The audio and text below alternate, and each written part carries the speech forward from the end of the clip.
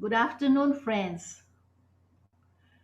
The Responsible Parenthood and Reproductive Act of 2012 defines responsible parenthood as the will and ability of a parent to respond to the needs and aspirations of the family and children.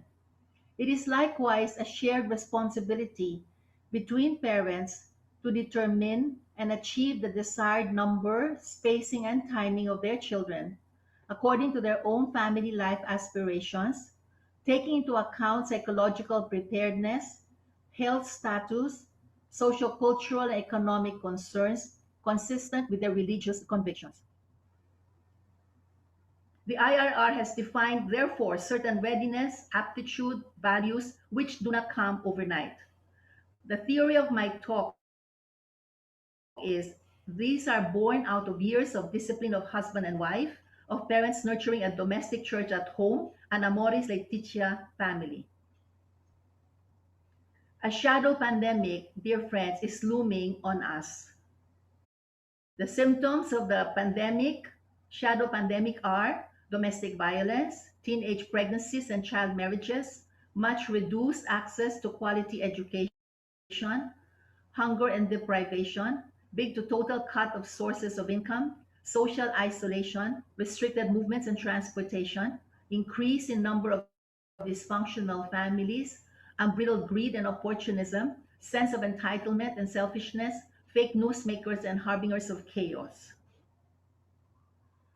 POPCOM Executive Director Juan Antonio Perez reports that the government delivery of family planning services has been disrupted due to the pandemic, resulting in increased number of unmet needs, teenage pregnancies, violence against women and children, women mortality.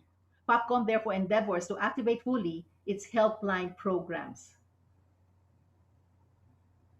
The pervasive effects of the shadow pandemic nationwide is a feeling of anger, frustration, low morale. There is also overwhelming fear, a sense of loss, a nagging feeling that the future will be bleak for a long, long time. His Excellency Archbishop Antonio Ledesma talked about the pastoral guidelines from the Amoris Laetitia, which are pro-life, responsible parenthood, natural family planning, and formation of conscience. In 2006, I wrote a book, Institutional Spirituality Quotient, Living One's Values in the Workplace, for the Bishops' Businessmen's Conference of the Philippines, wherein I said that when God creates persons, he breathes his spirit into them. That spirit is a voice of conscience. Our conscience tells us to do good and shun evil. The more we listen, we develop values, which blossom into virtues, and an enlightened conscience is awakened. Our consciences can be muted or awakened, firstly by our parents, then our families, our associations at work, at play, or in church. The Catechism of the Catholic Church, 1656, states that believing families are of a primary importance as centers of living, radiant faith.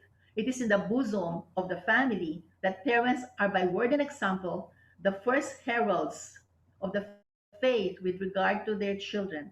In CCC 1666, we conclude, we read that the family home is rightly called the domestic church, a community of grace and prayer, a school of human virtues and of Christian charity. St. John Paul II refers to the home and the family as a church in miniature, where the future of the world and of the church, therefore, passes through. St. John the 23rd wrote in his encyclical Mater et Magistra, called the church mother and teacher. So with the domestic church, it is here that the father of the family, the mother, children, and all members of the family exercise the priesthood of the baptized in a privileged way by the reception of the sacraments, prayer and thanksgiving, the witness of a holy life, and self-denial and active charity. Thus, the home is the first school of Christian life and the school for human enrichment. Here, one learns endurance and the joy of work. fraternal love, generous, even repeated forgiveness, and above all, divine worship in prayer and the offering of one's life. Friends, let us go through reflecting on the Ten Commandments as they touch on responsible parenthood. First commandment: responsible parents worship God with their families. Private and family prayer is their daily bread.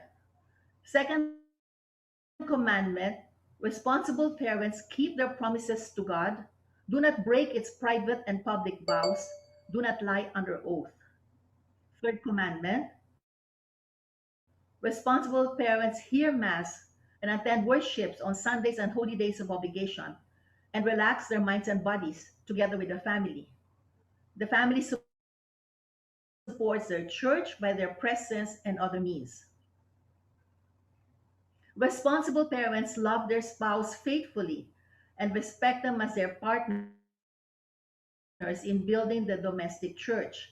They teach their children their prayers and make them receive the sacraments.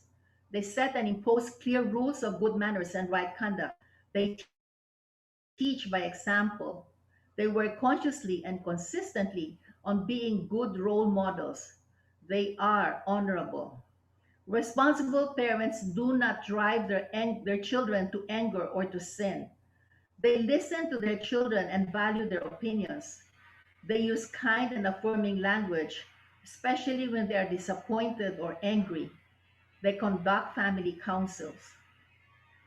Responsible parents promote tolerance of others and are respectful of other people's realities and circumstances. They also make their home a happy place. They enjoy their children, are present in their children's lives, keep watch over company they keep, monitor their activities, especially their social media engagements, so they don't get surprised with a teenage pregnancy. They create environments conducive to learning, especially now that face to face schooling is forbidden. If they have to tutor, they spend time tutoring gladly. Responsible parents uphold the sanctity of life from conception to death. They do not abort, allow it, nor promote it. They are not angry, jealous, reckless, neglectful, unforgiving. They're humble and ask for forgiveness, even from their children when they are wrong. They do not kill by words, destructive schemes, and actual acts. Responsible parents have their guards up against evil desires, which violate the virtue of purity in their thoughts, feelings, conversations, in entertainment, circumstances, actual actions, companies they keep. Married people do not make improper use of their marriage, do not use any birth control device before or after new life had already been conceived, do not use artificial family planning methods, neither do they suggest their use to other people. Responsible parents do not steal, cause damage to others' properties, harm anyone by deception, fraud, or coercion in business contracts or transactions. They do not spend beyond their means. Instead, they give alms according to their capacity and are not envious of others. Responsible parents pay their debts, return things they found or stolen. They are diligent, not lazy, and do not waste time. Responsible parents do not gossip, backbite, tell lies, nor falsely accuse others, and repair the damage that have resulted as a consequence of their lies. They keep secrets told to them in confidence. Responsible parents at the helm of their domestic church engage these defenses against the shadow pandemic. They cling to their faith and they make God fearing choices and life giving decisions. They support the hopes and aspirations of family members. They make up for the other's weaknesses, persevere in the ways of justice, charity, and mercy. They protect, comfort, and affirm their family. Believers and promoters of responsible parenthood and all natural family planning are an Amoris Laetitia family. We evangelize, we witness, we love. Welcome to the Amoris Laetitia family.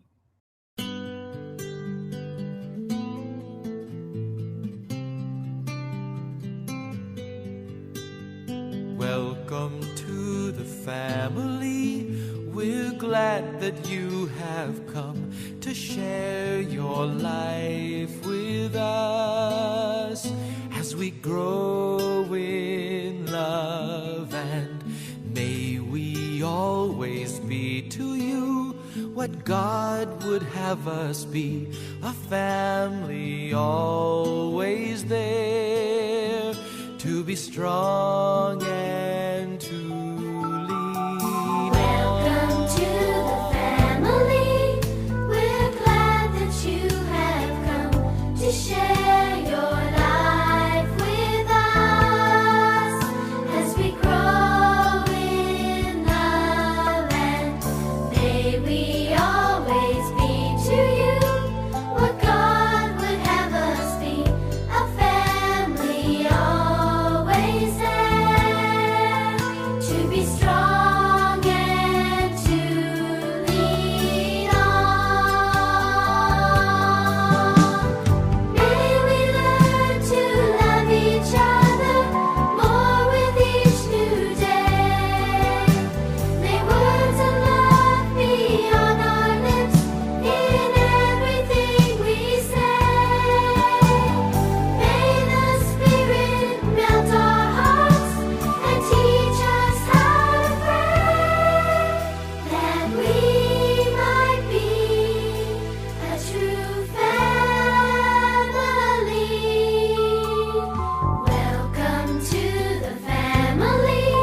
We're glad that you have come to share your life with us as we grow in love, and may we always be to you what God would have us be, a family always there to be strong and to lean on. May we learn to love each other more with each new day. May words of love be on our lips in everything we say. May the Spirit melt our hearts and teach us how